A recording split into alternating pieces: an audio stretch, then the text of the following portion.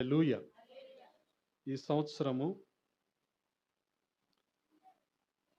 ఒక మాటను ధ్యానం చేసుకుందాం. విలాప వాక్యములు 3వ అధ్యాయము.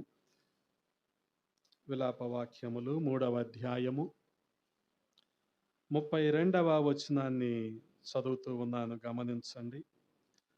ఆయన బాధ పెట్టినను తన కృపా సమృద్ధిని బట్టి జాలిపడును. దేవునికి స్తోత్రం. హల్లెలూయా! ప్రభువునందు ప్రియ సహోదరి సహోదరులారా, ఆయన బాధ పెట్టినా సరే తన కృపా సమృద్ధిని బట్టి జాలిపడేవాడిగా ఉన్నాడు.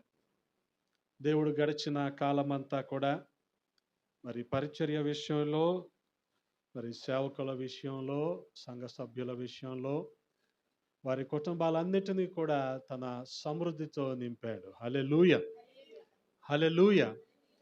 ఇక్కడ విలాప వాక్యముల్లో ప్రవక్త చెప్తున్న ఆంతర్యాన్ని అర్థం చేసుకోవటానికి ప్రయత్నిద్దాం. ప్రారంభ వచనంలో అంటాడు, జనభరితమైన పట్టణము ఎలాగా ఏకాకి అయిపోయింది అంటాడు. జనభరితమైన పట్టణం. గమనించండి, యెరూషలేమును గురించిన ఏడుపు ఇదంతా కూడా. ప్రవక్త అయిన యిర్మీయా యెరూషలేమును గురించి పడుతున్న దుఃఖం ఇదంతా కూడా. యెరూషలేము జనభరితమైన పట్టణము, దేవుని పట్టణము ఎలాగైపోయిందంట? ఏకాకి అయిపోయింది.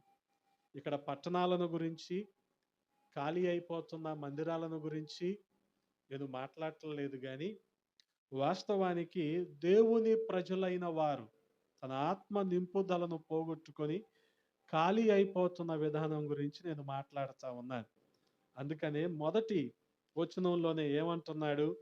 జనభరితమైన పట్టణము ఎట్లు ఏకాకి అయి దుఃఖాక్రాంతమాయను, అది విధవరాలి వంటిదాయను, అన్యజనులలో ఘనతకెక్కింది. ఎప్పుడు ఒకప్పుడు సంస్థానములలో రాచ కుమార్తె అయినది. రాజ కాదు, రాచ కుమార్తె అయిపోయింది. గమనించండి, ఒకానొకప్పుడు సంస్థలన్నిటిలో కూడా పేరుంది, కానీ ఇప్పుడు ఏమైపోయింది? బానిస అయిపోయింది. గమనించండి, వాస్తవానికి దేవుడు తన పోలికలో, తన స్వరూపంలో ఏర్పరచుకున్న మానవుడు, ఎటువంటి యోగ్యత దేవుడు మానవునికి ఇచ్చాడు? దీనంతటిని కూడా విడిచిపెట్టి మానవుడు ఏమైపోయాడు? ఇప్పుడు బానిస అయిపోయాడు. గమనించండి, బానిస అయిపోయాడు. దేనికి బానిస అయిపోయాడు? పాపానికి బానిస అయిపోయాడు, లోకానికి బానిస అయిపోయాడు.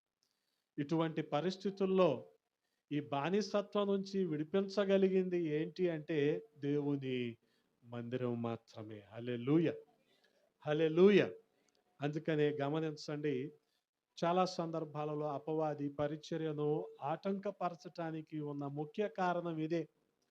వాళ్ళు బానిసత్వంలో, బంధకాలలో ఉండటమే వాడికి ఇష్టం. వాళ్ళు స్వేచ్ఛగా దేవుని మహిమను పొందుకోవటం వాడికి ఇష్టం ఉండదు. గమనిస్తున్నారా? వాడికి అస్సలు ఇష్టం ఉండదు. వాస్తవానికి మందిరాలలో ప్రకటించబడుతూ ఉన్న దేవుని వాక్యం ఇతరులకు ఎలా వినపడాలి? ఎలా వినపడుద్ది ఇతరులకి? అమ్మా, దేవుడు మందిరంలో ఇప్పుడు మనం మాట్లాడుకుంటున్నాం కదా, ఇది బయట వాళ్ళకి ఎలా వినపడుద్ది? ఆ? మైక్ గంభీరంగా నేను మాట్లాడటం, అది గంభీరంగా వినిపించటం, నువ్వు చెప్పటం, కానీ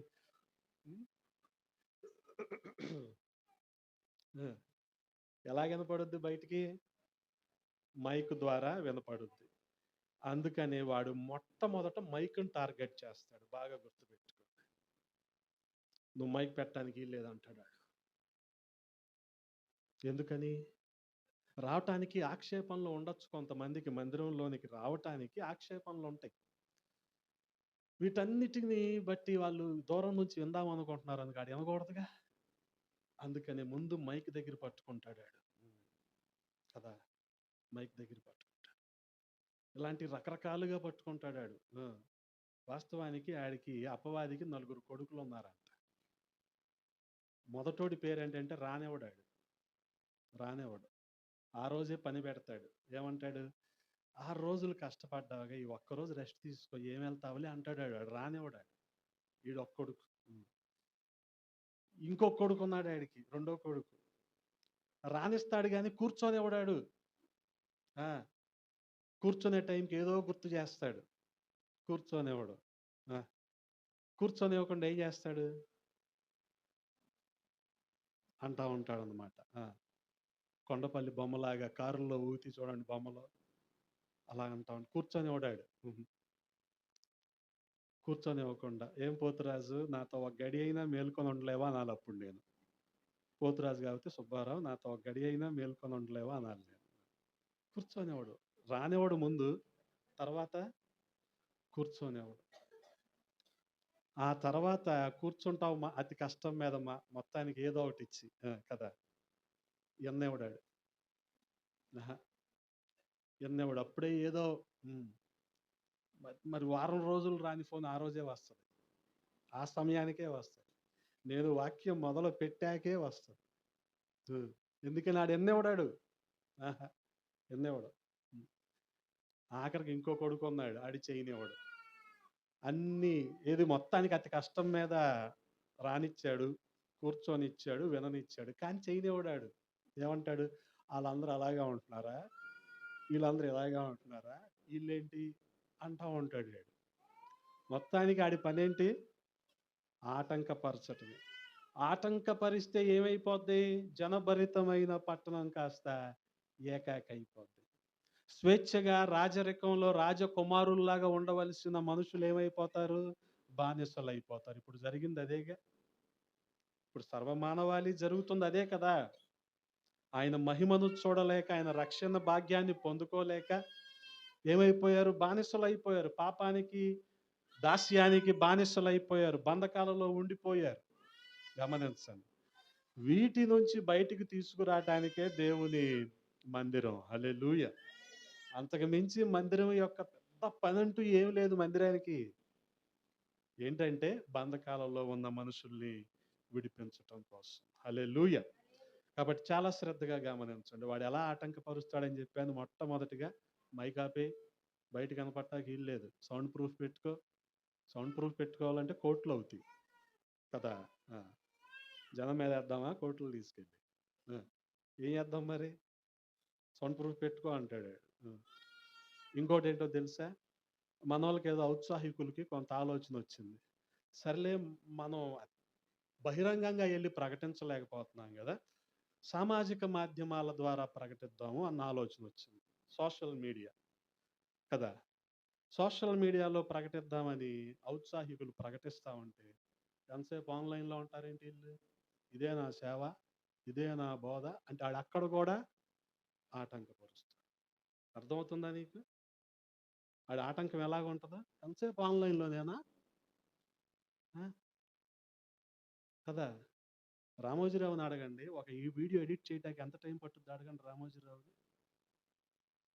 హ్మ్. కదా! మ్యాగీ ఒక థంబ్‌నెయిల్ డిజైన్ చేయడానికి ఎంత టైం పట్టుద్ది? కదా! ఆ! ఆన్‌లైన్‌లోనే డేటా ఖాళీగా ఉంది. ఆన్‌లైన్‌లోనే ఉంటారు. ఆపేయాలి. ఆపేయాలి. హ్మ్. ఇందాక చెప్పాగా ఆడు ఇన్నివ్వడు, ఆడు కూర్చొనివ్వడని. అన్నిట్లికి సమయం ఉంటది. వాక్యం వినే సమయానికి తొందరగా ఆపేయండి. తొందరగా ముగిచ్చేయండి. తొందరగా కానిచ్చేయండి. ఆ! కదా! అంటే ఇయన్నీ ఏమో గొప్ప పనులును, దేవుని పనేమో అల్పమైందని నేటి దినాల్లో మనుషులకి ఆలోచన. హ్మ్. కారణంగా రిజల్ట్ ఏంటి? జనభరితమైన పట్టణము ఏకాకి అయిపోయింది. కానీ గమనించండి ఆయన కోప్పడుతున్నాడు గానీ, ఆయన జాలి ఎలాగుందంట? ఆయన జాలి కృపా సమృద్ధిలాగా ఉంది. హల్లెలూయా! ఆయన కోపం ఎంతసేపు ఉంటది? నిమిషం మాత్రం ఉంటది ఆయన కోపం. కానీ ఆయన దయ ఆయుష్కాలం ఉంటది. హల్లెలూయా! కీర్తనాకారుడు అంటాడు ఆయన దయ ఆయుష్కాలం ఉంటదంట. ఆయన కోపం ఎంతసేపు? కొంతసేపు. కానీ మనం కోపాన్ని గుర్తుపెట్టుకుంటాం. కృపను మర్చిపోతాం. కానీ దేవుని కృపా సమృద్ధి గమనించండి. 3:32 అంటున్నాడు. ఆయన బాధ పెట్టినను తన కృపా సమృద్ధిని బట్టి జాలిపడును. హల్లెలూయా! తన కృపా సమృద్ధిని బట్టి జాలిపడ్డాడు. జాలిపడ్డాడు కనుకనే తన ఏకైక కుమారుణ్ణి ఈ మానవాళి కోసం పంపించాడు. గమనించాలి.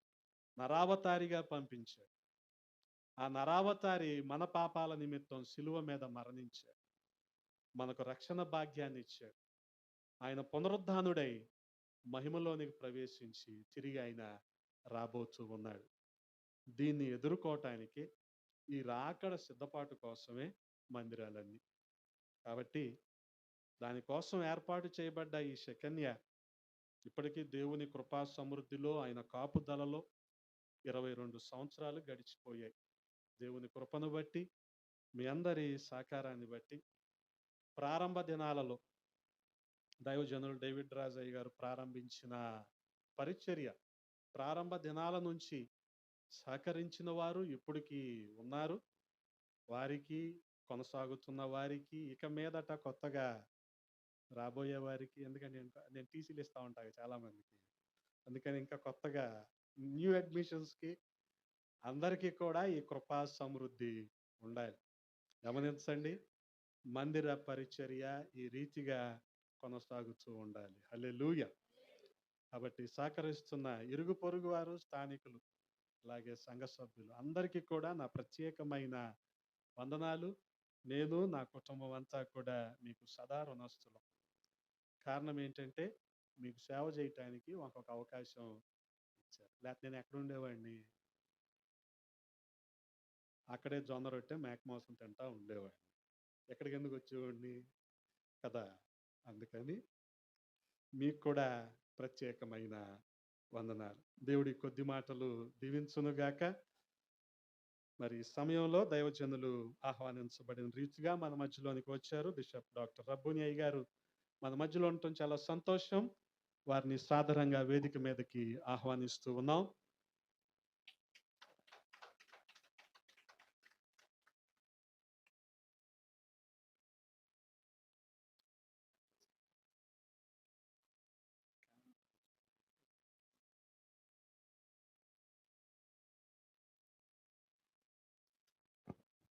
ముందుగా ఈ 2024వ సంవత్సరానికి గాను ఏర్పాటు చేయబడ్డ నూతన సంవత్సర క్యాలెండర్ను దైవజనులు ప్రభు కొరకు ప్రతిష్ఠిస్తారు. ఆ తరువాత వర్తమానంలోనికి మనం వెళ్తాం. ప్రార్థన చేసి. పరిశుద్ధుడా, ప్రేమ కలిగిన తండ్రి, మీకు వందనాలయ్యా.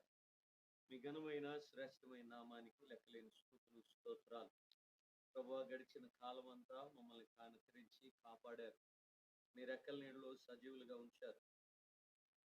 ఈ 2024వ సంవత్సరంలో అనుదినము ప్రతిరోజు తారీఖు చూస్తూ ఆయన ఆ తారీఖున ఒక చక్కని వాక్యం ద్వారా మమ్మల్ని బలపరుస్తూ, స్థిరపరుస్తూ ముందుకు నడిపించడానికి, అలాగనే నాయన ప్రతిదిన చర్యను బట్టి మాకు దినాన్ని జ్ఞాపకం చేయడానికి వాడుతున్నటువంటి క్యాలెండరు ఆయన మీ నామ ఘనత కొరకు, ఆయన మందిరం యొక్క కృప కొరకు, మా సంఘ క్షేమాభివృద్ధి కొరకు వాడబడినట్లుగా ఆయన తండ్రి, కుమార, పరిశుద్ధాత్మ దేవుని పేరట ఈ యొక్క శకన్య క్యాలెండర్ 2024వ సంవత్సరాన్ని ప్రభు పేరట ఆవిష్కరిస్తున్నాము తండ్రి. ఆమేన్.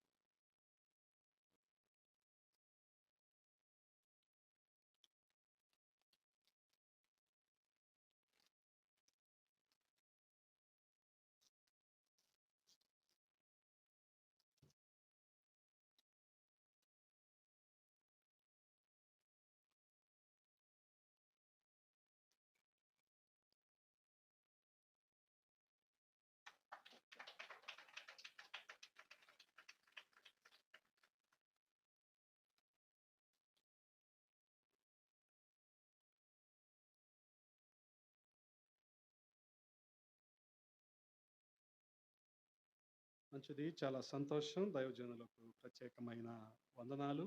అదే రీతిగా మరి ఈ సమయంలో మరి దేవుని మాటలను మనం దైవజనుల ద్వారా వింటున్నాం.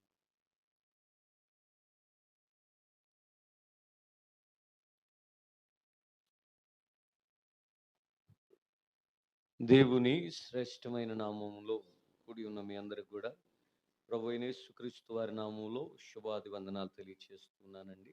మీ అందరికీ శుభం కలుగును గాక. మరి దేవుని యొక్క శ్రేష్టమైన కృపలో ఈ రీతిగా మనం కలవడానికి ప్రభు మనకిచ్చినటువంటి శ్రేష్టమైన సమయాన్ని బట్టి మనం ఎంతైనా రుణస్థులమై ఉంటూ ఉన్నాం.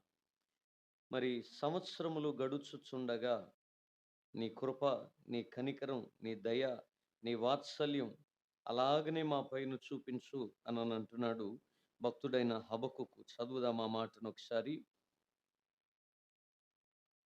హబక్కుకు గ్రంథం 3వ అధ్యాయం మొదటి మాటను చూస్తే, ప్రవక్తయగు హబక్కుకు చేసిన ప్రార్థన. యెహోవా, నిన్ను గూర్చిన వార్త నేను విని నేను భయపడుచున్నాను. యెహోవా, సంవత్సరములు జరుగుచుండగా నీ కార్యము నూతనపరచుము. సంవత్సరములు జరుగుచుండగా దానిని తెలియచేయము. కోపించుచు నే వాత్సల్యమును జ్ఞాపకమునకు తెచ్చుకొనుము. దేవునికి స్తోత్రం. హల్లెలూయా. ప్రియమైన దేవుని సంగమా, జాగ్రత్తగా దేవుని మాటలు కానీ మనం ఆలకించగలిగితే, మొదటి మాట ఏమంటున్నాడనంటే, నిన్ను గూర్చిన వార్త నేను విని భయపడుచున్నాను అని అంటున్నాడు. ఎందుకని ఈ మాట ఇక్కడ భక్తుడు భయపడటం గురించి మాట్లాడుతున్నాడు? అదే సమయంలో కోపం గురించి మాట్లాడుతున్నాడు, వాత్సల్యం గురించి మాట్లాడుతున్నాడు, దేవుని కార్యాల గురించి మాట్లాడుతున్నాడు. మొదట ఆయన భయాన్ని వ్యక్తపరుస్తున్నాడు. నీ గురించి నేను వినినప్పుడు నాకు భయం కలుగుతుందయ్యా అని అంటున్నాడు. రెండోది, నీ కార్యాన్ని నూతనపరచమంటున్నాడు. మూడోది, అక్కడ దేవుని కోపాన్ని జ్ఞాపకం చేస్తున్నాడు. నాలుగోది, దేవుని వాత్సల్యాన్ని జ్ఞాపకం చేస్తున్నాడు.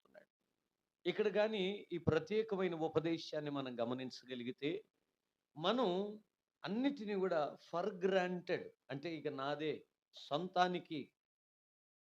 ఇప్పుడు అద్దెబళ్ళు ఉంటాయి, ఇప్పుడు ఎక్కడ కనపడట్లేదు కానీ మా చిన్నప్పుడు ఇక్కడున్న పెద్దవాళ్ళు కొంతమందికి తెలుసు.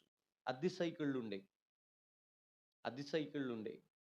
సంవత్సరంలో సంవత్సరాంతం వాడుకోవచ్చు, కానీ అద్దె కట్టాలి.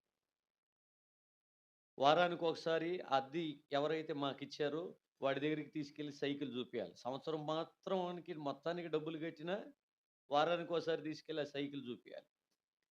పెళ్ళిళ్ళు, ఫంక్షన్లు జరిగేటప్పుడు ఇదివరకట్లాగా మనకి డబుల్ బెడ్రూమ్లు, త్రిబుల్ బెడ్రూమ్లు లేవు. 6 బయట చాపలు వేసేవాళ్ళు. మరి పెద్ద వయసు వాళ్ళు ఉండేవాళ్ళు, మరి వాళ్ళ పరిస్థితి ఏంటి? మన ఇంట్లో ఒక మంచం ఉండమే గగనం. అది కూడా నవారు మంచమో, ఇంకా మడత మంచమో, ఇంకేం మంచం, నొలక మంచమో, ఇవి ఉండటమే గగనం. ఒకటి ఉండటమే గగనం. అట్లాంటిది ఇప్పుడు ఎవరన్నా బంధువులు వస్తే 2, 3 కావాలి. అప్పుడు ఏం చేస్తారు? మడత మంచాలు అద్దెకిచ్చేవాళ్ళు.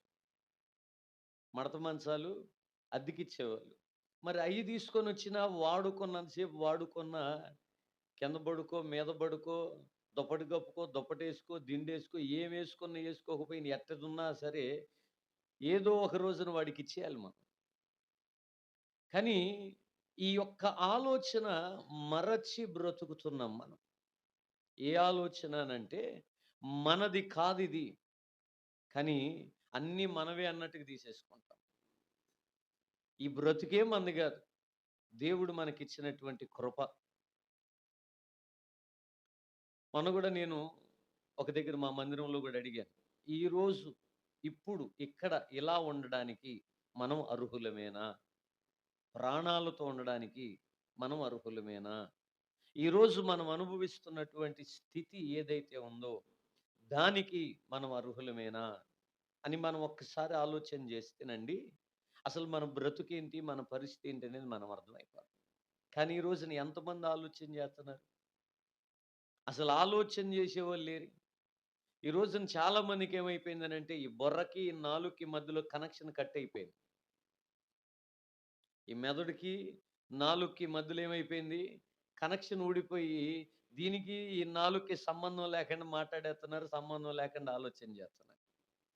ఇదివరకు ఏదైనా మాట్లాడాలి అని అంటే ఒకటికి 10 సార్లు ఆలోచన చేసేవాళ్ళు. అమ్మో ఇది మాట్లాడితే ఏమవుద్దో, ఇది మాట్లాడొచ్చో లేదో, వయస్సు రీత్యా పెద్దవాళ్ళు కదా, మనం ఇలా మాట్లాడొచ్చు అని రకరకాలైనటువంటి ఆలోచనలు చేస్తూ ఉంటారు. అయితే నా ప్రియమైన వారులారా, ఈరోజు వయసు గురించి ఆలోచన చేయట్లా, చదువు గురించి ఆలోచన చేయట్లా, ఎదుటి వ్యక్తి ఎలా ఉంటాడు, ఎలాంటి వాడు ఆలోచన చేయట్లా, నోటికి ఎంత వస్తే అంత మాట్లాడేయడమే. ఎందుకని అలా మాట్లాడుతున్నారు? ఇందా చెప్పాగా, ఈ బుర్రకి ఈ నాలుగుకి మధ్యలో కనెక్షను పోయింది. అందుకని ఎటు పడితే అటు మాట్లాడుతున్నారు, ఏది పడితే అదే ఆలోచన చేస్తారు. ఎందుకని ఈ రకంగా ఇలాగ ఆలోచన చేయడానికి, ఇలాగ మాట్లాడడానికి కారణం ఏంటి అనంటే, దేవుని యొక్క వాక్యం చెప్తుంది. దేవుని యొక్క మాట ఏం చెప్తుందనంటే, అనేక మంది ఏం చేస్తున్నారంటే, దేవుని కంటే, ఎవరికంటే చెప్పాలి, ఎవరికంటే దేవుని కంటే వారు దేన్ని ప్రేమిస్తున్నారనంటే, ఒకనాటి సుఖాన్ని ప్రేమిస్తున్నారు, కాసేపటి సుఖాన్ని ప్రేమిస్తున్నారు. దేవుని కంటే ఈ రోజున 99% మంది, 99 కాదు 99.9 అని చెప్పాలి, 99.9 అంత శాతం, 100%లో అంత శాతం మంది దేవుని కంటే ఒకనాటి సుఖాన్ని ఎక్కువగా ప్రేమించేవారు ఎక్కువైపోయారు.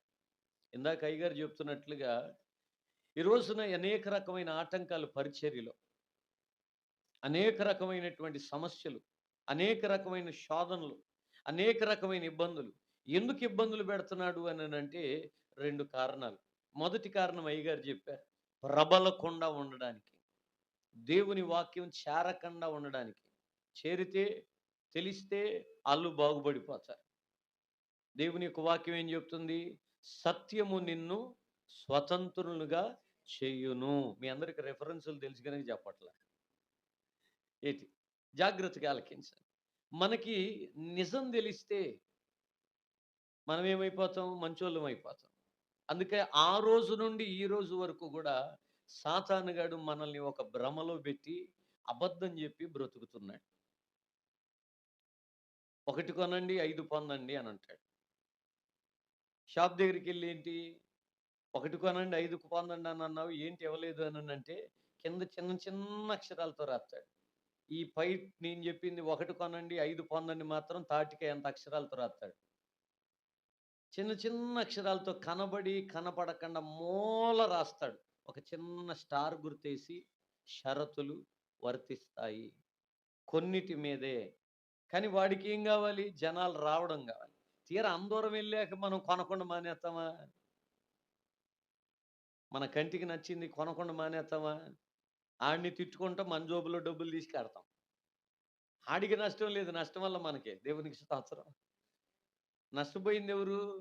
మనమేమనుకుంటా అంటే చడామడా తిట్టేసానండి, నేను కడిగేశాను, తోమేశాను అనుకుంటాం. కానీ సబ్బు అరిగింది మనకి, బూడిదైపోయింది మనకి, ఆడిదేం లేదు.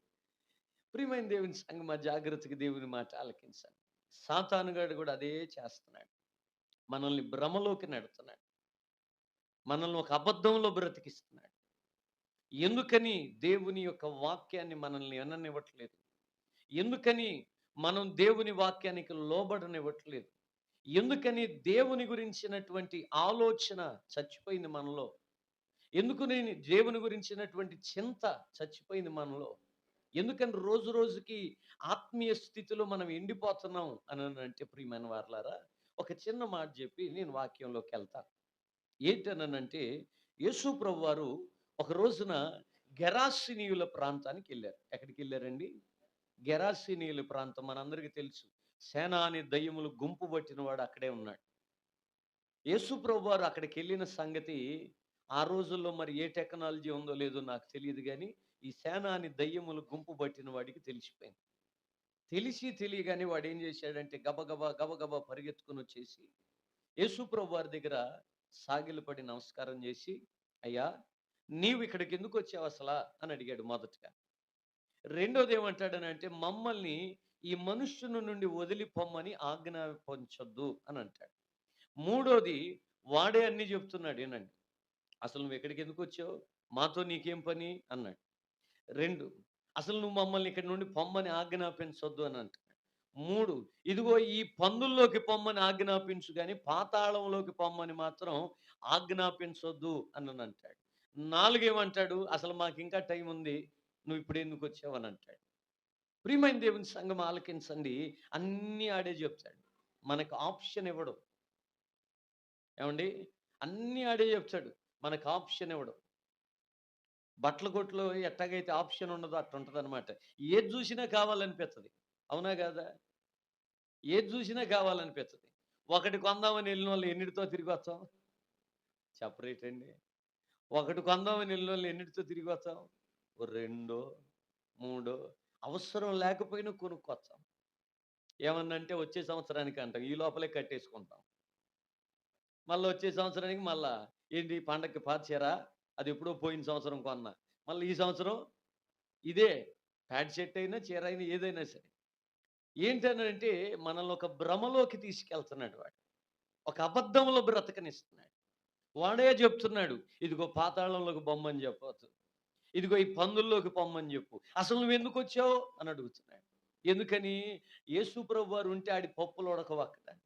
యేసు ప్రభు వారు ఉంటే అక్కడ వెలుగు ఉంటే చీకటితో పని లేదు, చీకటి ఉండదు.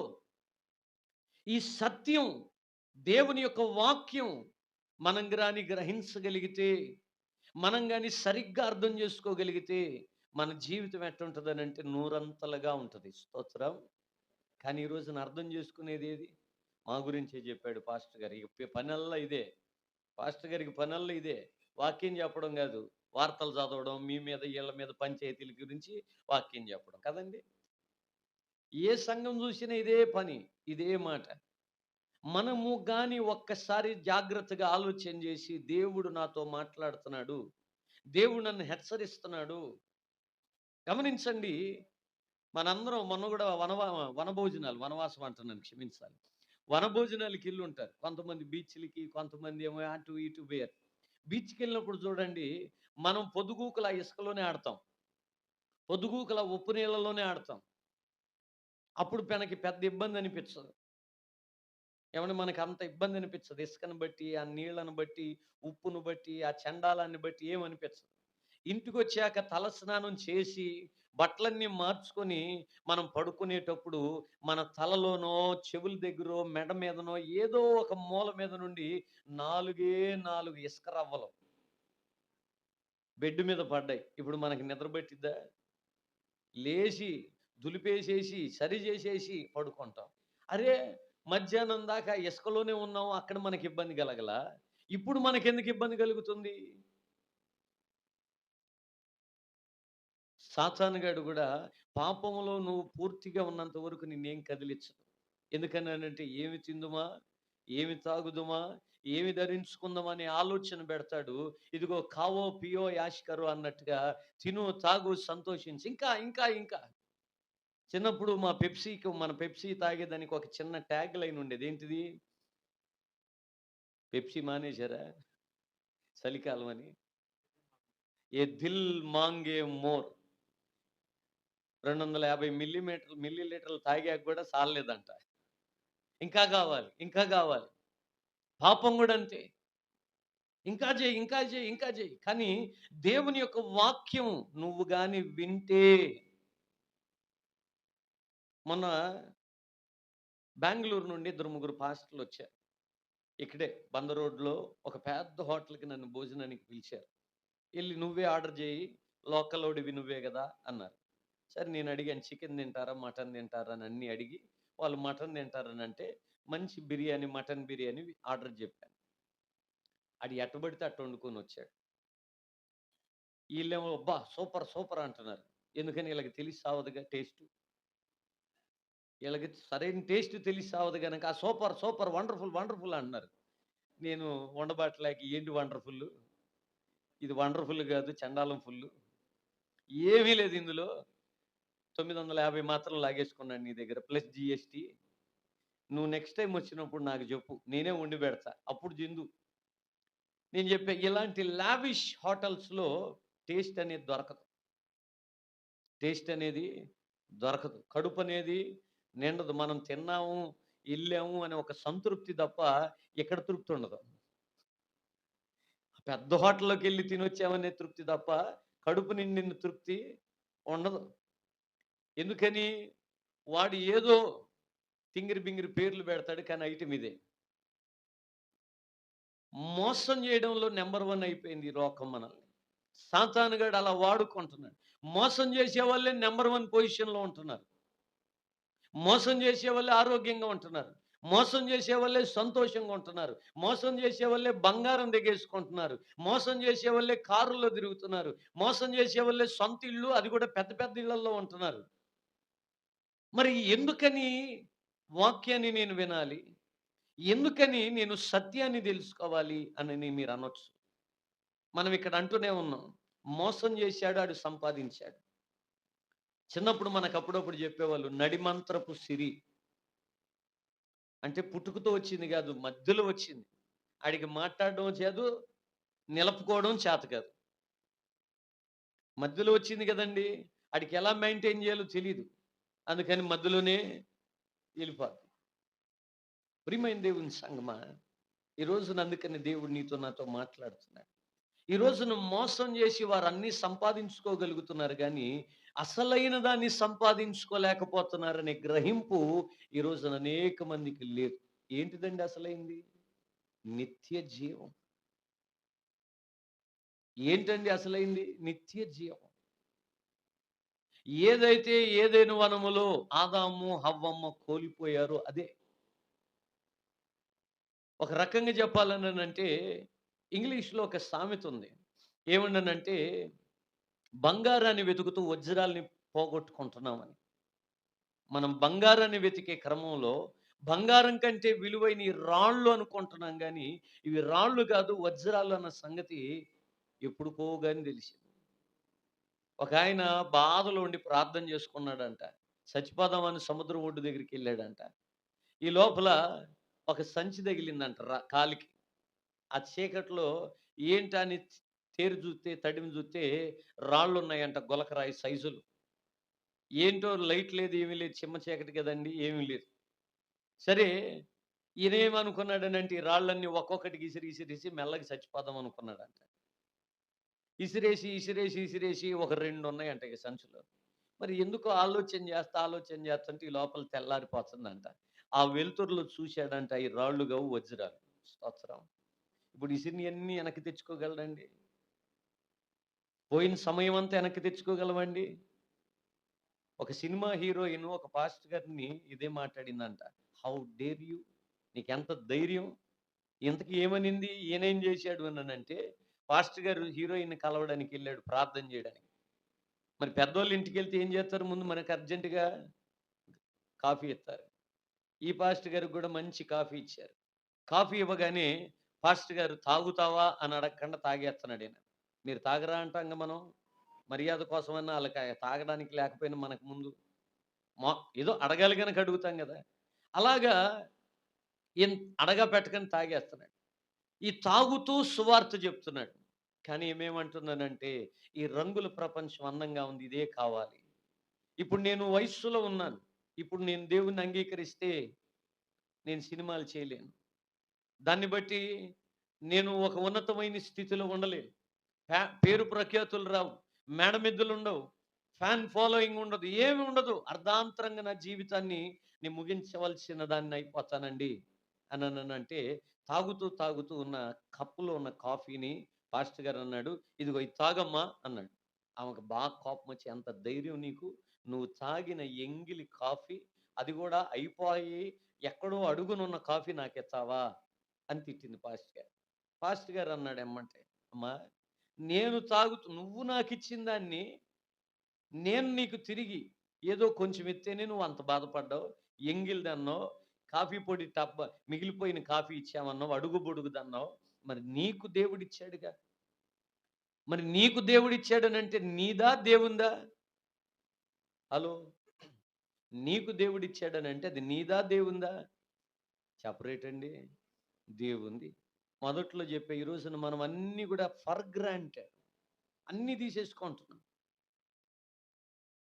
నాది ఈ బ్రతుకు, మై లైఫ్, మై రూల్స్. నువ్వెవడు మధ్యలో?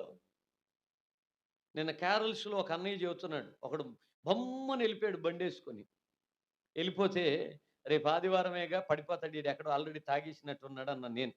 నిజమేనన్న యవనస్తులు ఈ మధ్య కాలంలో పాడైపోయారంటూ ఆయన మొన్న ఆయన జీవితంలో జరిగిన ఒక సంఘటన చెబుతున్నాడు. బండేసుకొని స్పీడ్‌గెళ్ళి ఒకడు పడిపోయాడంట యవనస్తుడు. ఈయన ఎవరైనా చూస్తూ ఇదైపోతాంగా, కంగారు పడిపోయి ఎళ్లి లేపి, "అరే తమ్ముడు ఎందుకురా ఇంత స్పీడ్" అన్నాడంట. "నిన్నేమన్నా నేను లేపమన్నానా?" ఆడనిన మాటండి. "నిన్నేమన్నా నేను లేపమన్నానా? నీ పనేంటో నువ్వు చూసుకో." మొన్న గూడా నిన్న గాకుండా మొన్నే మేము క్యారల్స్‌కెళ్ళేసి వస్తున్నాం. రాత్రి 12:30 అయిపోయింది. ఇలా మెరుపు తీగెళ్ళిపోయినట్టు ఎళ్ళిపోయింది ఒక లైటు. ఢోప్పమని సౌండొచ్చింది. నేను బండి వెనక కూర్చున్న తమ్ముడు తోలుతున్నాడు. ఆడంటున్నాడు, "అన్న ఎళ్ళిపోయాడన్నా" అంటున్నాడు. ఎవడురాడనంటే, "అన్న ఎళ్ళిపోయాడన్నా" అంటున్నాడు. గబా గబా ఏదన్నా అయిందేమో అని పరిగెడితే ఇంత పెద్ద కాలవండి. ఇంత పెద్ద కాలువని రాయల్ ఎన్‌ఫీల్డ్ యేసుకొని దాటిచ్చేసాడు ఆ కుర్రోడు. మరి ఎంత స్పీడ్‌లో ఉన్నాడో ఆలోచన చేయండి. పిల్లరుంది, చెట్లున్నాయి, ఏమి చిన్న చిన్న గీతలున్నాయి మనిషి ఒంటి మీద. బండి మాత్రం కొంచెం ఇబ్బందే. ఆడిని ముందు లాగుతుంటే, "నేను గాదు బండిని లాగండి నన్ను" అంటున్నాడు. అట్టయిపోయారు జనాలు ఈ రోజున. దేది అవసరం? ఒకనాటి సుఖం తిండి అవసరం. ఒకనాటి సుఖం ఉద్యోగం అవసరం. ఒకనాటి సుఖం నిద్ర అవసరం. ఒకనాటి సుఖం బట్ట అవసరం. ఒకనాటి సుఖం అన్నీ కావాలి. కానీ అవసరమైనదేంటి? ఈ రోజున పెద్దోళ్ళు అనేవాళ్ళు, కూడు, గుడ్డ, నీరు ఇవి సాలురా బాబు మనకి. పైన నెత్తి మీద ఒక నీడుంటే చాలు. ఒళ్ళు కప్పుకోవడానికి ఒక జత, 2 జతలా అనేది పక్కన పెడితే, ఏదైనా సరే అది ఖరీదైందా, ఖరీదు కాందా అనేది పక్కన పెడితే, ఒక గుడ్డుంటే చాలు. అది గంజన్నమా, స్టోర్ బియ్యమా, ఇంకోటి ఇంకోటి పక్కన పెడితే కడుపు నిండితే చాలు. కానీ ఈ రోజున బేసిక్ మర్చిపోయి చాలామందంటారు నేల విడిచి సాము జేయడం. అంటే ఇప్పుడు నేల మీద ఉండి ఏమన్నా జేయొచ్చు. నేల విడిచి ఏం జేయగలం? బొక్కబోర్ల పడి పళ్ళన్నీ రాలగొట్టుకోవడం తప్ప ఏముండదు. అంతేనండి? కానీ ఈ రోజున మన వాళ్ళు ప్రాముఖ్యమైన దాన్ని విడిచిపెట్టేస్తున్నారు. కానీ ఇక్కడ హబకుక్కు గారు ఆయన అంటున్నాడు, నిన్ను గూర్చిన వార్త, దేవుని వాక్యము వినినప్పుడంట ఆయనకి భయం కలుగుతుందంట. ఎందుకనంటే నిజం నిష్ఠూరంగాను, చేదుగానే ఉంటది. అబద్ధం ఎంతో చక్కగా ఉంటది. అబద్ధాలు చెప్పే కొలది వినాలనిపిస్తది. చిన్నప్పుడు మన ఫ్రెండ్స్ కూడా చెప్తా ఉండేవాళ్ళు. 100 కథలు చెప్పేవారు. సొల్లు కథలు. కానీ మనం అది సొల్లని తెలిసినా గూడా అందంగా ఉంది. ఎంత బాగా వివరిస్తున్నాడని మనం చూస్తా ఉంటాం.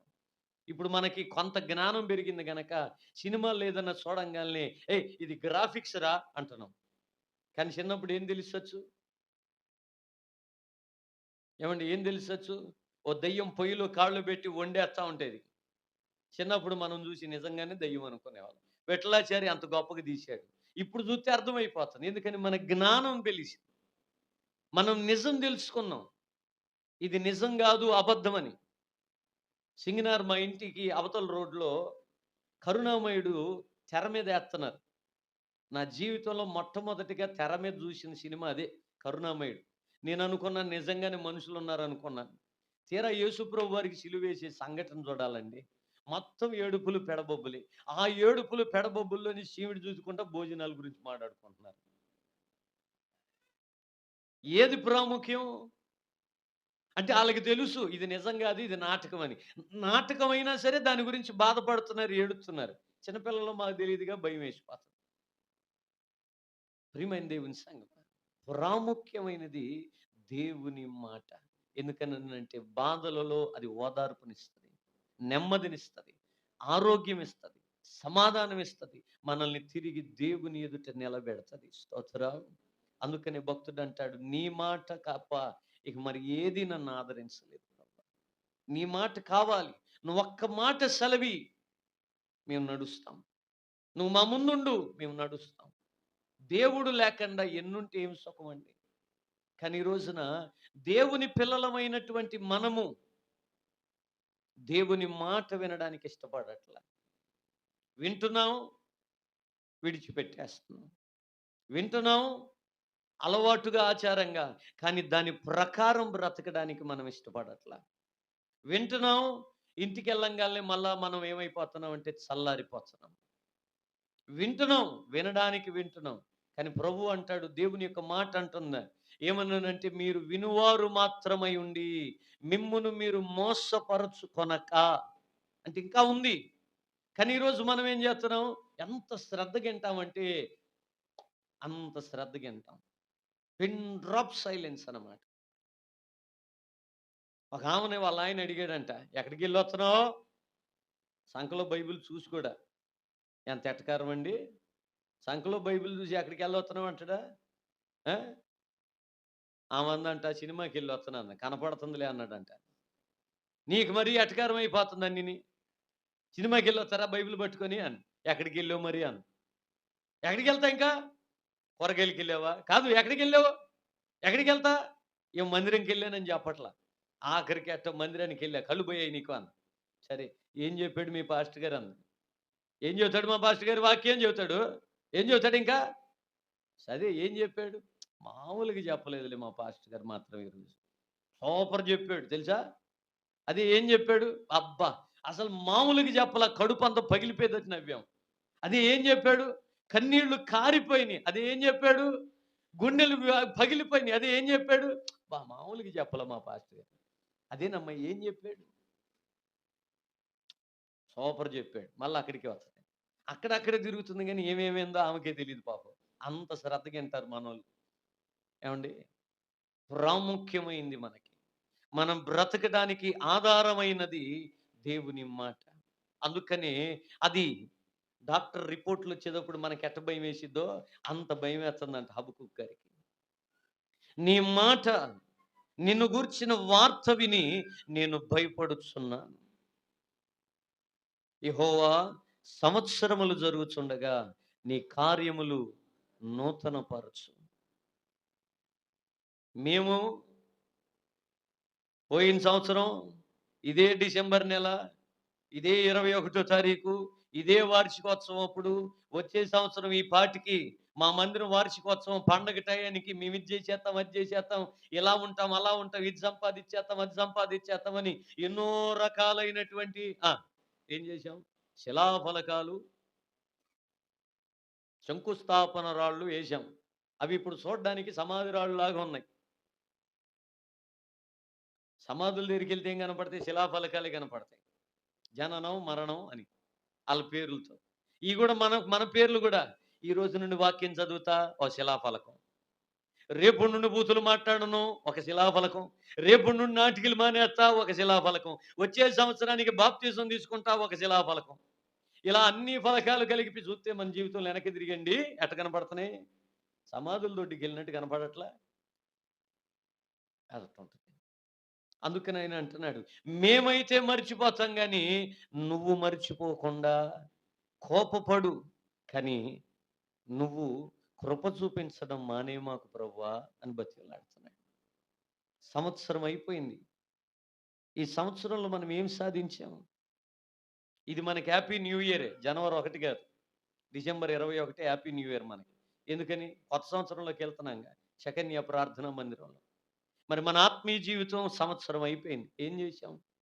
ఏం సాధించాం? ఏ ప్రాముఖ్యమైంది ఏదైనా ఒకటి పొందుకున్నావా? పిల్ల పెరుగుతుంది. ఫిక్స్డ్ డిపాజిట్ జెయ్యి. ఇల్లు కట్టించు. ఎందుకని? అవి ప్రాముఖ్యమైనవి. అవసరమైనవి. ఇంట్లో ఎన్నించిల టీవీలున్నా ఒకప్పుడు ఐఫోన్ కొనాలంటే ఏమంటారంటే ఆతురత పడేవాళ్ళంట. నిన్న సెల్ ఫోన్ షాప్ ఆయన చెబుతున్నాడు. ఇప్పుడు ఐఫోన్ కొనాలంటే భయమేత్తందంట. ఎందుకనంటే సంవత్సరం తిరిగే లోపల కొత్త మోడల్ ఇత్తన్నాడు. దానికి దీనికి 50,000 70,000 మార్పిత్తన్నాడు. ఈడు కొనుక్కున్నాడు ఉసూరు అంటున్నాడు. మనం మన రోడ్‌లో పెద్దది 32 ఇంచులు అనుకుంటే పక్కింటోడు 43. ఈడికంటే తర్వాత కొనేవాడు 53. ఆ తర్వాతోడు 55. ఆ తర్వాత 70. ఆ తర్వాత 80. మన ఇంటిలో 5 సీట్ల కారు ఉంటే పక్కింట్లోడు 7 సీటర్ల కారు. పెరిగిపోతల్లా. అయి ప్రాముఖ్యమైనవి కావు. సంవత్సరాలు గడిచే కొలది దాని వెలగ తగ్గిపోతది. డిప్రిసియేషన్. కానీ ఆత్మీయతలో మన విలువ పెరుగుతూనే ఉంటది. స్తోత్రం. మరి ఏం సాధించాం? అందుకని ఆయన అంటున్నాడు, సంవత్సరములలో నీ కార్యము నూతనపరచు. దేవునిలో మార్పు లేదండి. ఆయన ఇస్తూనే ఉంటాడు. మనం పొందుకోగలగాలి. దేవుని యొక్క చిత్తములో మనం ఫలించడమే దేవుని చిత్తం, నూరంతలుగా. కానీ మనం ఏం చేస్తున్నాం? సచ్చినోడి పెళ్ళికి వచ్చిందే కట్నం, చాలులే, ఇంతకన్నా ప్రార్థన చేస్తారా, ఎంతకన్నా వాక్యం చదువుతారా, ఎంతకన్నా చేస్తారా అని మనం అంటున్నాం. కానీ హబక్కుకు అంటున్నాడు, నిన్ను గూర్చిన వార్త నేను వినినప్పుడు నాకు భయపడుచున్నాను. ఎందుకనంటే దేవునిలో యథార్థత ఉంది కానీ అబద్ధం లేదు. వెతికినా అబద్ధం లేదండి. ఆయన మాటలు ఎన్నై ఉన్నవో అన్నీ అవునన్నట్లుగా ఉన్నాయి. ఆయన 7 మారులు మట్టి మోసలు కరిగించి ఊదిన వెండి అంత శ్రేష్టమైనవి ఆయన మాటలు. చాలా మంది ఈ మధ్య కాలంలో ఈ మాట అంటున్నారు, 100 మాటల్లో ఎన్ని అబద్ధాలు ఎన్ని నిజాలు తెలియదు. అట్ట అయిపోయింది మన జీవితం. రాజకీయ నాయకుల దగ్గర నుండి సామాన్య మానవుల వరకు కూడా ఒక మనిషి ఒక కాసేపట్లో 100 మాటలు మాట్లాడితే ఆ 100 మాటల్లో ఎన్ని అబద్ధాలు ఎన్ని నిజాలో అర్థం కాని పరిస్థితి అవుతుంది. ఒక్కోసారి ఆ 100 కూడా అబద్ధాలు అవుతున్నాయి, ఒక్కోసారి 100 నిజాలు అవుతున్నాయి. గ్యారంటీ వారంటీ లేని మాటలు అయిపోయాయి. పేరుకే సత్య హరిశ్చంద్రులు కానీ మాట్లాడేయన్ని అబద్ధాలే. గ్యారంటీ ఇస్తాం, వారంటీ ఇస్తాం, రుజువు చేయండి అంటూనే ఉంటారు, వాళ్ళు మోసం చేస్తూనే ఉంటారు. అదొక రకమైన బిజినెస్ ట్రిక్. కానీ యేసుప్రభు వారిలో ఏ లోపం లేదు. యేసుప్రభు వారి మాటల్లో ఏ లోపం లేదు. ఈ మధ్యకాలంలో జ్వరం రాంగాల్ని ఏ ట్యాబ్లెట్ అండి వేసుకుంటున్నాం మనం. కాస్త ఒళ్ళు నొప్పులు రాంగాల్ని ఏ ట్యాబ్లెట్ అండి వేసుకుంటున్నాం. ఐ యామ్ బ్యాక్ అని ఇందాక ఒకడు ఫోటో పెట్టాడు, మాస్క్ ఫోటో. రేపు మళ్ళా కేసులు వచ్చినాయంటే ఇంట్లో ఏం పెట్టుకుంటాం? అది సంగతి. ఆ మాట కావాలి. ఆ డోలో 650 ఇప్పుడు మన నోట్లో డోలోలా డోలోలాగా అంటుందనుకోండి. అలా అంటానికి ఎన్నో సూట్ కేసులు మారినని పేపర్‌లోనే బాహాటంగా చెప్పాడు. అయితే మాకేంటికి? మేము యేసుకునేది యేసుకునేది. ఎందుకని మనం అలవాటు పడిపోయాం అబద్ధానికి. మనం అలవాటు పడిపోయాం అబద్ధానికి. అబద్ధంలోనే బ్రతికిస్తున్నాడు. కానీ ఒక్కసారి నువ్వు సత్యంలోకి రాగలిగితే నిన్ను నీవు స్వతంత్రపరుచుకుంటావు. దేని నుండి? దాస్యం అనే కాడి నుంచి, పాపం అనే బంధకము నుంచి. రానున్నటువంటి నూతన సంవత్సరంలో నీవు, నీ కుటుంబం, నేను వర్ధిల్లాలి అనంటే మనం విడుదలవ్వాలి. మన బంధకాలు పోవాలి. ఒక మొక్క ఏపుగా ఎదగాలనంటే దానిపైన ఆటంకాలు ఏమి లేకుండా ఉంటే అది ఏపుగా ఎదుగుతుంది. ఈ రోజున మన చుట్టూ ఆటంకాలే, మన చుట్టూ అభ్యంతరాలే. ఎందుకనంటే మనం బంధకాల్లో ఇరుక్కుపోయాం గనక, అబద్ధాల్లో ఇరుక్కుపోయాం గనక. ఇప్పుడు ఈ గెరాసీనీల ప్రాంతానికి వెళ్తే ఆ సాతానుగాడు అంటున్నాడు, ఇదిగో మమ్మల్ని పొమ్మని ఆజ్ఞాపించొద్దు, ఈ పందుల్లోకి పొమ్మంటే. పందులు కూడా ఇక్కడే ఉంటాయిగా. 3 మాకింకా టైం ఉందిగా, అసలు నువ్వెందుకు వచ్చావు? మమ్మల్ని పాతాళంలోకి పొమ్మని ఆజ్ఞాపించొద్దు. 4 పాయింట్లు మాట్లాడుతున్నాడు సాతానుగాడు అక్కడ. అసలు నువ్వు ఇక్కడికి ఎందుకు వచ్చావు? పొమ్మని చెప్పొద్దు, పొమ్మంటే పందుల్లోకి పొమ్మను, మాకింకా టైం ఉందిగా, పాతాళంలోకి పొమ్మని మాత్రం చెప్పొద్దు. ఆడున్న టైంని యూటిలైజ్ చేసుకుంటున్నాడు. పరీక్ష రాసే పిల్లల మాదిరిగా. ఇన్విజిలేటర్ అంటది 5 మినిట్స్ మోర్, 10 మినిట్స్ మోర్ అంటుంటే ఇలా గుండెల్లో రైళ్లు బరిగెడుతుంటే గాబా గాబా గాబా గాబా బరికేస్తుంటారు. టైమ్ అవుట్ అన్నా కూడా వీళ్ళు ఏం చేస్తుంటారు? ప్లీజ్ ఒక్క క్వశ్చన్ రాసేతన అంట. అట్టుంది ఇప్పుడు సాతానుగాడి పరిస్థితి. వాడికి కొంత టైం ఇచ్చాడు. నిజం వైపు ఎవరు ఉంటారు? అబద్ధం వైపు ఎవరు ఉంటారు? నా ప్రియమైన వారలారా, ఈరోజు నువ్వు నిజంగాని వింటే, అర్థం చేసుకోగలిగితే, నువ్వు లోబడగలిగితే ఆ నిజానికి, నీ జీవితంలో కూడా నూతన కార్యాలు దేవుడు జరిగిస్తాడు. ఏ మనుష్యుడు పర్ఫెక్ట్ అని నేను ఎక్కడ ఎప్పుడు చెప్పను. ఎందుకనంటే ఇక్కడ నిలబడిన నేను కూడా ఎన్నో లోపాలు పాపాలు కలిగిన వాడిని. కానీ దేవుడు నన్ను వాడుకోవట్లా. ఒక గాడిదను వాడుకున్న రీతిలో నన్ను వాడుకుంటున్నాడు. నాకంటే మనుషులు మీరు, నాకంటే పరిశుద్ధులు మీరు, నాకంటే గొప్పవారు మీరు. నన్నే ఇంతగా ఆశీర్వదించి నన్నే ఇంతగా వాడుకుంటున్నప్పుడు దేవుడు నాకంటే గొప్పగా మిమ్మల్ని వాడుకోడా? దేవుడు నాకంటే గొప్పగా మిమ్మల్ని ఆశీర్వదించడా? ఎప్పుడు ఆశీర్వదిస్తాడనంటే ఆ నిజానికి నువ్వు లోబడినప్పుడు. ఆ నిజం ఏమిటి అనంటే దేవుని మాట. అబద్ధానికి కాదు. అబద్ధం బానే ఉంటది. సాతానుగాడికి టైం కొంచెమే ఉందని తెలిసి బతిమలాడుకుంటున్నాడు. మమ్మల్ని పొమ్మని చెప్పొద్దు, మాకు టైం ఉంది. ఆ ఉన్న టైంని నేను వాడుకుంటే ఎంతమందిని లాగ్గలిగితే అంతమందిని నేను లాక్కెళ్ళిపోతాను. తాను చెడ్డకోతి, అది సంగతి. ఈ రోజున చాలా మందికి ఆడికి దక్కంది ఇంకొకడికి దక్కుతుంటే సంతోషంగా ఉంటుందా? పోన్లే మనకెట్ట రాలి ఆడికన్నా వచ్చింది అనుకుంటారా? రాళ్ళేస్తారా? పొలాలు పెడతారా? ఏమండి? రాళ్ళు వేయకుండా ఉండరు, పొలాలు పెట్టకుండా ఉండరు. ఎందుకని? మనకు దక్కలేదుగా. ఇప్పుడు సాతాను గడికి ఏం దక్కల? దేవుని కృప దక్కల. అందుకని ఆడేం చేస్తున్నాడు? నీకు కూడా దక్కనివ్వకుండా అబద్ధాలు ఆడుతున్నాడు. ఇది నిజమేనా? ఇది తింటే నువ్వు దేవుని వలె మారిపోతావంటగా. ఆడు సాగ తీసుకొని మాట్లాడితే మనం సాగ తీసుకొని వింటున్నాం. డామ్మని పడిపోతాం. ఇక లేచే పరిస్థితి లేదు మనకి.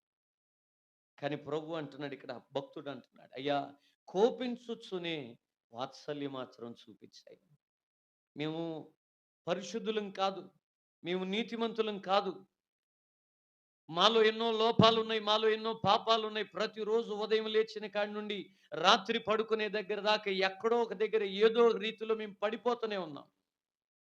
కానీ నిన్ను గూర్చిన భయం మాత్రం మాలో పోల.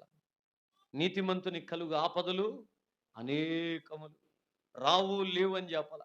కానీ ప్రభు ఏమంటున్నాడు? వాటన్నిటిలో నుంచి నేను వాడిని నప్పిస్తాను, తప్పించుకొని తీసుకొని వెళ్తాను, నేను పట్టుకొని వెళ్తాను.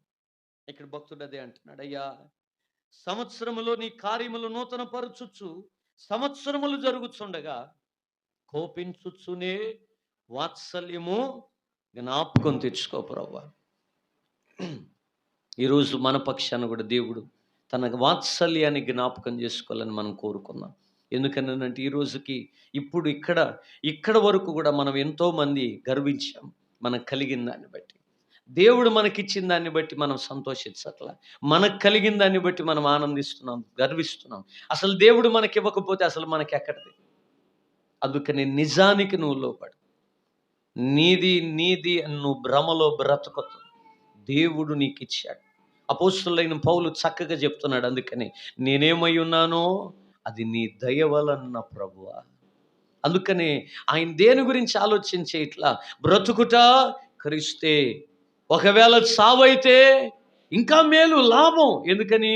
ఇక్కడ నుండి ఆగ మేఘాలతో దేవుని దగ్గరికి వెళ్ళిపోతా. స్తోత్రం. ఇంతకంటే ప్రాముఖ్యమైంది, ఇంతకంటే విలువైంది, ఇంతకంటే శ్రేష్టమైంది ఏదైనా ఉంది అనంటే అది దేవునితో సదాకాలం, శాశ్వత కాలం ఆయనతో సహవాసం. దేవునికి స్తోత్రం. కాబట్టి ప్రియులారా, ఆ నిజాన్ని మనం తెలుసుకొని తినటానికి కావాలి, ఉండటానికి కావాలి, కానీ అదే భ్రమలో బ్రతకదు. పైసామే పరమాత్మ హై అంటే ఎంతో డబ్బులు పెట్టారు, ఎవడు బతికాడు? ఎంతో డబ్బులు పెట్టారు, రాలిపోయిన ఒక్క ఆకును తిరిగి పెట్టమనండి. ₹1 కోటి ఇద్దరి, ₹1 కోటి ఇద్దాం. తెల్లగా అయిపోయిన నీ ఎంట్రుకని నల్లగా చేయమనండి సోదరి. నీ తల వెంట్రుకల్లో తెల్లగైన ఒక ఎంట్రుక తీసి ₹1 కోటి ఇచ్చి దీన్ని నల్లగా చేయమని. ఏది మందు మాకు వాడకుండా. ఎవడూ చేయలేడు. ఇప్పుడు 5-6 సంవత్సరాలకి వచ్చి అతని తెల్ల ఎంట్రుకలు ఏంటంటే బాలమేరుపు అంటున్నారు. ఆలోచన చేయండి ప్రియులారా. నిజం కావాలి మనకి. నిజం నిష్ఠూరంగా ఉండి గంజి తాగి బ్రతికిన పేదవాడైన లాజరు వలె మనం పరిశుద్ధంగా దేవుని సన్నిధికి వెళ్ళిపోతాం. ఇన్ని ఉంటేనే జనాలు నిన్ను నన్ను గౌరవిస్తారు. డబ్బు, పరపతి, అది ఇదని మనల్ని దేవుని దగ్గర నుండి భ్రమలోకి తీసుకెళ్ళిపోతున్నాడు. ఇందాక అయ్యగారు చెప్పినట్టుగా ఒకడు కుదరనివ్వడు, కూర్చొనివ్వడం, విననివ్వడం, వండనివ్వడం. ఇన్ని చేసేది ఎందుకనంటే నీకు తెలితే నువ్వు వాడి తలకాయని చితకదొక్కుతావు. దేవుడిచ్చిన వాగ్దానం అదే కదా. నువ్వు వస్తావు, నీ మడిమను, నీ తలను వాళ్ళు మడిమతో తొక్కుతారు, నీ తలని చితకదొక్కుతారు అన్నాడు. ఇప్పుడు మనం కానీ నిజం తెలుసుకుంటే వాడిని తొక్కుతాం. అది అడికి ఇష్టం లేదు. అందుకని నన్ను భ్రమలో పెడుతున్నాడు. కానీ భక్తుడు అంటున్నాడు, నీ గురించిన వార్త నేను వినినప్పుడు నాకు భయం కలుగుతుంది ప్రభువా. నువ్వు లేకపోతే మేము లేవు గనక నీ కార్యాలు నూతనపరచు. ఇప్పుడు వరకు ఏదైతే చేసావో అది చెయ్యి. ఎలాగ చేయాలి అని అంటే మేము తప్పులు చేశాం, క్షమించి కార్యాలు నూతనపరచాయి. నువ్వు కోపించుచునే వాత్సల్యం జ్ఞాపకం చేసుకో ప్రభువా. ఇప్పుడు వరకు మా పైన ఎలా కృప చూపించావో ఇక మీద కూడా అలా కృప చూపించు. మేము నూరంతల ఫలములోకి వెళ్ళినట్లుగా మమ్మల్ని కృప చూపించని ప్రార్థన చేసుకుందాం. దేవుని కృప మనకి సంపూర్ణంగా కలుగునుగాక. ప్రార్థన చేసుకుందాం.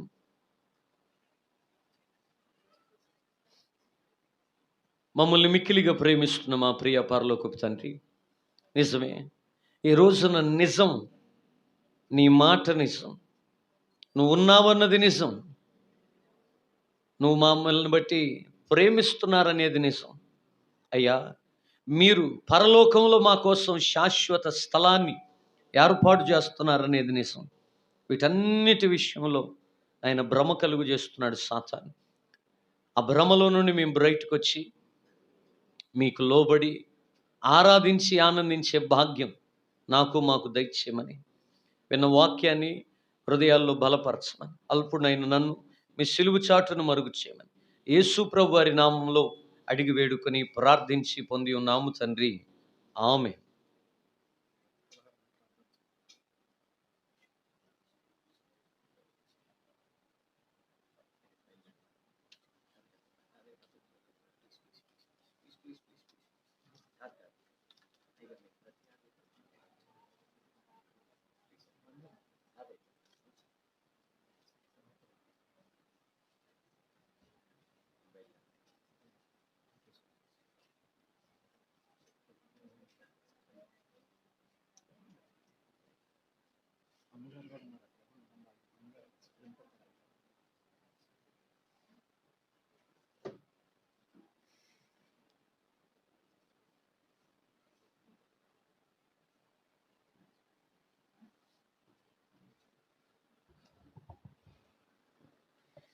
ఒక ప్రత్యేకమైన పాట పాడబడుతూ ఉండగా పలహారం మీకు అందించబడుతూ ఉంది.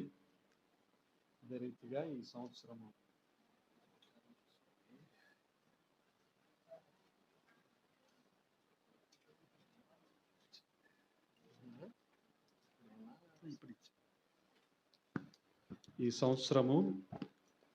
మరి క్యాలెండర్లో ఏర్పాటు చేయటానికి వాసంత ఆంటీ గారి కుటుంబము ఎంతగానో సహకరించారు.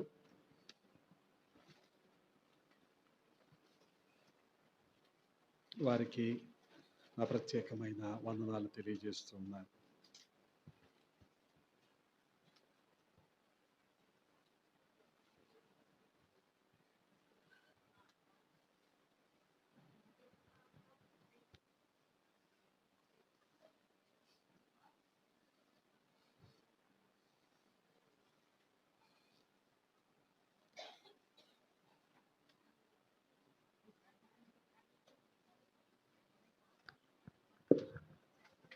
తార వెలసింది అనింగిలో ధరణి మురిసింది, దూత వచ్చింది సువార్తను మాకు తెలిపింది.